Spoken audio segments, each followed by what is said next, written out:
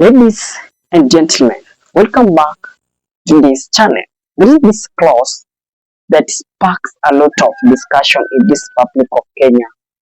The time finance bill ilikuwa inafanywa reading and discussion. It was clause 169 and it forces President also to ask at the time he was signing the finance bill, do this clause 169 do exist in this finance bill? Just listen. It has 54 clauses, Your Excellency. We lost 2 and a few others were introduced along the way. How many again did you say the clauses were? Initially, it had 56 clauses when it was brought by the Cabinet Secretary for National Treasury. Today, it has 54 clauses. We had some member of parliament saying there was a clause 169. Was that true? That, Your Excellency, may not be the finance bill for 2026, Your Excellency. Probably another piece of legislation. And now, it not just stops there. Things escalated. Yesterday, Majimbo Kalasinga'S, together with the majority, anajitanga majority leaders in parliament, they had to clash on the same clauses. And Majimbo Kalasinga'S was very bitter. And Majimbo Kalasinga'S dismantled this guy, Kimani, Ichung'Wah, badly. Just listen to this confrontation. That supports the Speaker's office. In fact, Honorable Speaker, you've just gotten it perfectly right, because I was going to ask that you direct the office, the Director of Legislative Services, to scrutinize some of these statements, because a matter that is in court, and I heard my deputy say he will relate to the Labour Committee, and I wondered, what will the Labour Committee do? The Labour Committee cannot direct a plaintiff in a court case to appear in court. The court has all the powers and means of enforcing people to appear in court. 2, the House should not and must never be seen to be litigating matters that are already being litigated in court. Therefore, as much as we may want to be seen to be helping our constituents, we also have a duty and an obligation as leaders to guide our constituents, that if a matter is in court, you cannot then come and prosecute it again in the House. And I think it was an oversight on the part of the person who submitted that statement for approval. And I probably would just have guided that the Honorable Kamene probably relooks into that issue and sees how he can assist that particular citizen from Machakos County, even with the matter in court, because you can assist the citizen otherwise. Otherwise, if we are to begin transacting that matter, and as you heard, is a civil matter between maybe an insurance company, you don't know whether the insurance company had received premiums, whether these auto springs had insurance cover. And I thought even the Director of Legislative Affairs should have guided the Honourable Member to probably reward that statement. And I would plead with Honourable Joyce Kamene to reward the statement to be an inquiry as to whether this Auto Springs company actually had taken up an insurance cover, not the matter of compensation that is already in court. Because that is a matter that will be mute and redundant in the House. Just my 2 cents, Honourable Speaker. I think I direct that the table office has to be much more keener in what they approve, because they normally assist the members. Thank you. We can move to the next one. Yes. Madam Speaker, thank you very much for indulgence. And I'm much humbled by your perusal and forwarding. Madam Speaker, to honestly put it clear, this matter is not in court. This matter was just reported in police and it ended there, Madam Speaker. Honestly, the fact, Madam Speaker, that is what it is at the start today. It's a subject of a criminal investigation. Madam Speaker, it's not active in any court of law. As the Honorable Majority Leader said, this for my case, the one I'm about to bring forward to this, Madam Speaker, is not in any court of law, Madam Speaker. I think you cannot say that. You see, the moment an OB is filed, it means immediately the investigator should kick in. So what you should be doing is going to the police station to confirm that the matter has proceeded. Yes? Mm-hmm. Honorable Speaker, you know the Honorable Member, the Honorable Majimbo Kalasinga'S, the member for Kabuchai, the member who's now famous for Clause 169 of the finance bill that never existed. He has a problem with listening. Because when, Honorable Speaker, I spoke here, I addressed a particular issue, Honorable Speaker. Let's hear his point of order. Honorable Speaker, I'm on a point of order. Okay, So he should be guided that when I'm on a point of order, you take your seat, relax. You cannot be on a point of order when I'm on a point of order. I finished my point of order. I didn't actually realize on a point of order. Yes, I was on a point of order. This is not like Clause 169. Now I'm talking about serious business of the House. We are not on Clause 169 now. Kalasinga'S, I will give you an opportunity. Honorable Speaker, the member has a problem of listening. Because when I rose on a particular statement raised by the member for Machakos, and I was particular on the member for Machakos. I never mentioned the member of Clause 169. I mentioned the member member for Machakos County. And I spoke about the issue that was in court. Because Honorable Joyce Kamene, and you can see she appreciates. Because we are here to help each other. And even for you, you should seek guidance from the Speaker. But you don't just stand and say the majority leader said this is a matter that is under. I have not mentioned anything to do with you. And I cannot mention because there is no Clause 169 even on this matter. Yes, and Honorable Kalasinga'S, I am the one who actually declined to allow your statement after I reviewed it. And I sought concurrence from the table office, and they agreed. Yes, proceed. Thank you very much, Madam Speaker.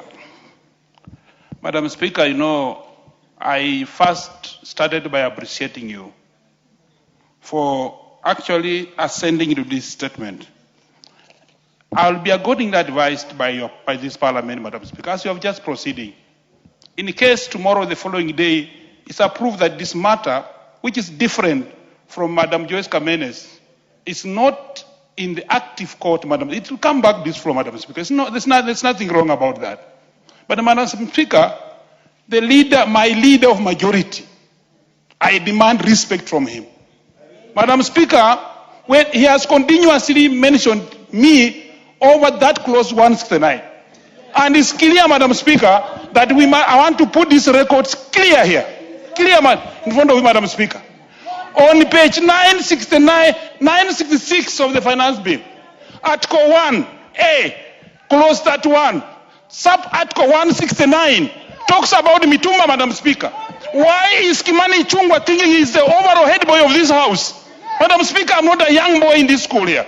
This is not a school to come here and do that, Madam Speaker. Madam Speaker, I've been irritated to that level. Let him open that finance bill that we completed it. Check page 966. Okay. Article 1A, Clause 31, number 9. I will close this issue. Honorable member, we are not discussing the finance bill. You could have just said, I take issue with that reference and let it end there. We don't have to proceed.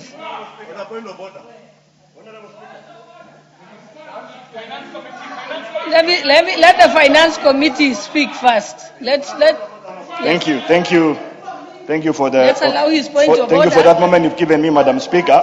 Standing from the Committee of Finance, there is something that I need to put straight. When the bill is still as a bill, it does no articles, neither sections. It is clauses. It is clauses or refer to pages. If it has been approved to be the Act of Parliament, it turns out to be sections and not articles. So I wanted to put it on record as a member of Committee of Finance. And in any case, we were dealing with clauses, only it was 57 clauses. Unless the amendments were referring to an existing sections of an existing law. Thank you. I think, honorable members, we should close this. Okay, your point of order, the last one, let's close this issue.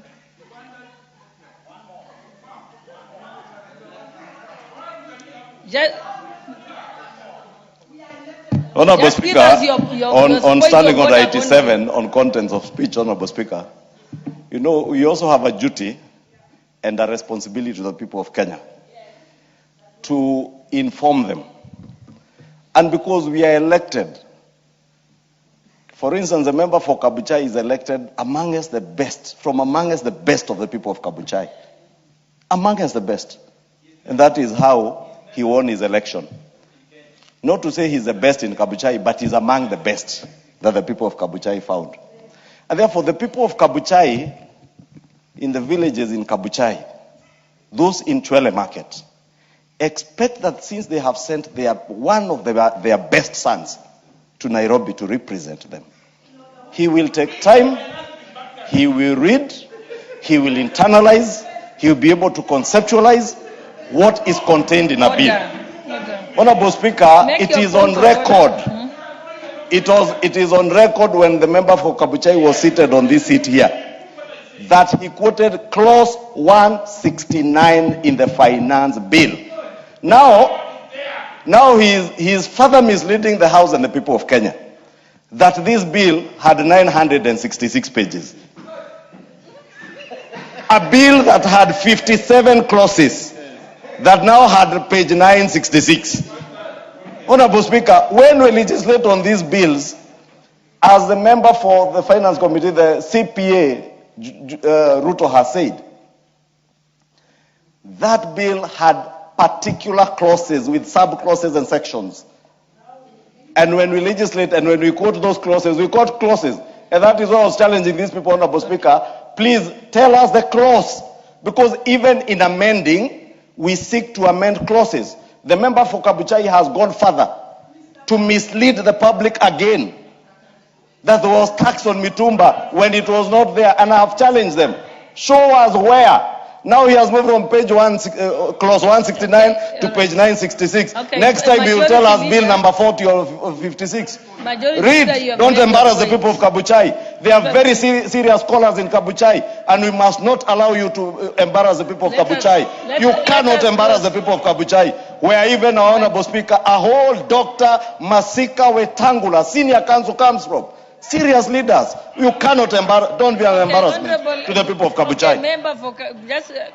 I'll allow you, member for Kabuchai, and then we finish so that you don't feel like you don't have a right of reply. Yes, Madam Speaker, we preside over documents on this floor of this House. We debate over tabled documents, Madam Speaker. Madam Speaker, you have in possession, this House, the House you are leading, is in possession of that document in the archive. I want it to be retrieved to this, to put me clear, Madam Speaker. And then we paginate that document. On the left-hand side center of the page, 966, written on it, clause A, item number A, clause 1, number 169. It is in that document, Madam Speaker. It talks about worn-out clothes and mitumba. Madam Speaker, the Speaker must come out clear. Why is he talking about the clauses, but not the item called mitumba? Honorable Majority Leader knows that the document is there. Madam Speaker, before I leave this, kindly, could that document be produced and I read on the floor of this House? Right away, Madam Speaker. Okay. I think you can put that request in writing to say that you want to confirm. You can put that request to the Speaker in writing that you'd like to do that. Thank you. Can we move to the next order? Honorable Kamene, is there a problem? Order, member.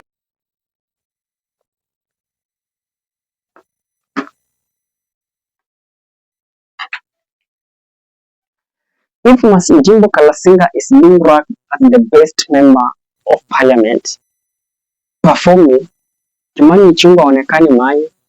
So yeye kazi yake is just to make this person Majimbo haonekane like hata ajui what is happening in this public of Kenya. But that is bad. That is not good at all. If you are all discussing, at least understand each other. Say, okay, but you know the work of Kimani Ichung'Wah, as we all understand, yeye anakwanga kule kupigia Ruto, yani anakwanga kule kuamudu Ruto, na kuimba kwaya zake kule ndani ya bunge.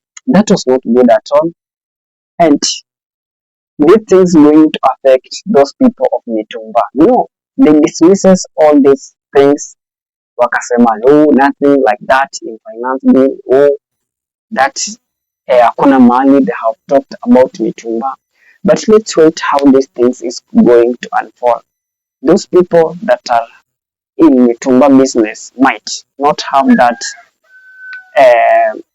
might not have that time to do their export, as those people that are in Mitumba business may end up be disadvantaged when the bill now starts to work.